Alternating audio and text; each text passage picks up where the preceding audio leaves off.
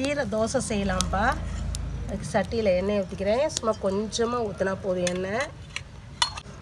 மிளகு கொஞ்சம் போட்டுக்கலாம். ஒரு 4-5 சின்ன வெங்காயம்ப்பா போட்டுக்கலாம். பூண்டு ஒரு 4 பூண்டு, காரத்துக்கு ஒரு 4 பச்சை மிளகாய் போட்டு நல்லா வதக்கிக்கலாம். வதங்கிடுச்சு. கீரையும் போட்டு நல்லா வதக்கிக்கலாம்.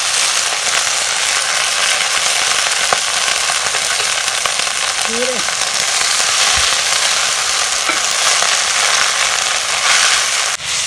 இந்த முருங்கைக்கீரையை நல்லா வதக்கிக்கலாம். குழந்தைங்கள்லாம் கீரை சாப்பிடாதில்ல, அதுக்கு தோசையில் அரைச்சி ஊற்றி கொடுத்துடலாம். இது மாதிரி அரைச்சி கொடுத்தோம்னா தோசையில் போட்டு கொடுத்தா அதுங்களுக்கு நல்லா சத்து சாப்பிடுங்க. வதங்கிடுச்சு. ஜீரகம் கொஞ்சம் போட்டு ஒரு வதக்கி எடுத்துக்கலாம்.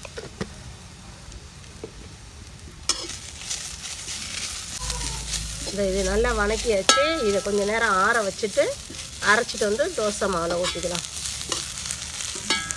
கீரைக்கு தகுந்த உப்பு போட்டுக்கலாம்ப்பா, ரொம்ப போட வேண்டாம். அந்த கீரைக்கு உள்ள உப்பு மட்டும். கீரை அரைச்சிட்டு வந்துட்டு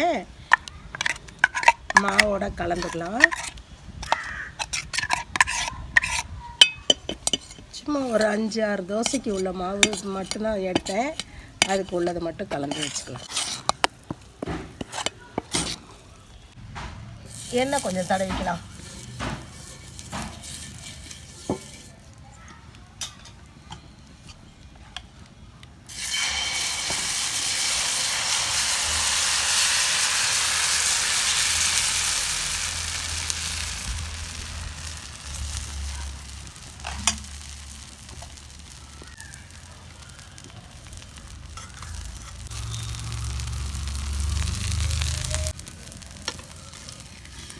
தோசை நல்லா கலராக வருதுப்பா.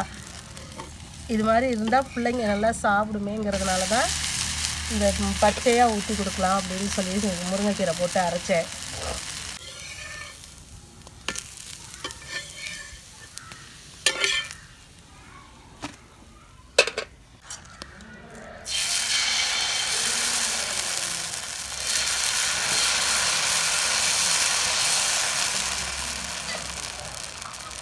இப்படி கொஞ்சம் மொத்தமாக ஊற்றி வெங்காயம் கொஞ்சம் பொடி பொடியாக நறுக்கி வச்சதை கொஞ்சம் போட்டுக்கலாம்.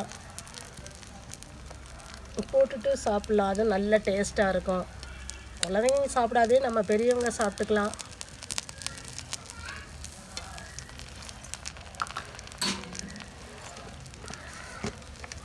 அதில் கொஞ்சோண்டு பொடியை தூவி போட்டு சாப்பிட்டா செம்ம டேஸ்ட்டாக இருக்கும். லைட்டாக அப்படி கொஞ்சம் எண்ணெயோ நெய்யோ எது வேணால் அவங்கவுங்க விருப்பம் ஊற்றி சாப்பிட்டிங்கன்னா செம்ம டேஸ்ட்டாக இருக்கும். இப்படி கொஞ்சம் அமுத்தி விட்டோம்னு வச்சுக்கோ, நல்லா மாவுக்குள்ளே இறங்கிக்கும். வெங்காயம்லாம் கீழே கொட்டாது. அதனால தான் மொத்தமாக ஊற்றுறது தோசை.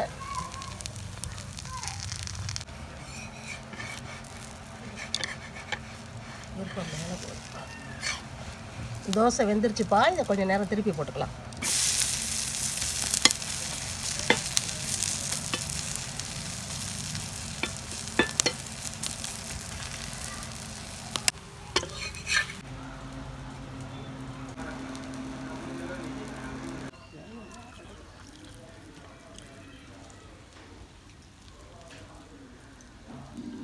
தேங்காய் சட்னியோட சாப்பிட்டா செம்ம டேஸ்ட்டு.